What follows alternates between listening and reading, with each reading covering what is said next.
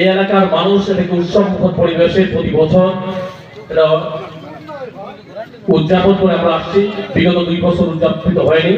আর বিশেষ করে যারা 17 বছর নীরব এবং নিস্তব্ধ অবস্থায় ছিলাম, মেলাতে আমাদের তেমন বিচরণ ছিল না। আছেন বিষয় যেন কমপক্ষে 1 মাস চালু থাকে, এটার জন্য সমস্ত ব্যবস্থা আমরা করে দেন।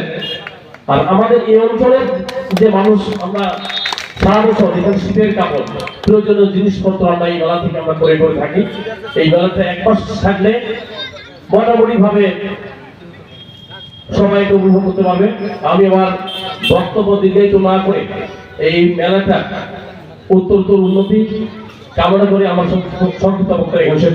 গুরগাঁও সদর উপজেলার নির্বাহী কর্মকর্তা জনাব রাজীব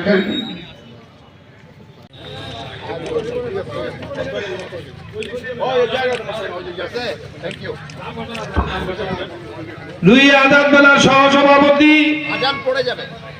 এবং লুইয়া থানা বিএনপির সম্পাদক এবং বাকি সহসভাপতি বৃন্দ, আজকে প্রধান অতিথি সর্দার মোস্তফা শাহীন অতিরিক্ত জেলা প্রশাসককে ফুলের তোলা দিয়ে শুভেচ্ছা জানাবেন।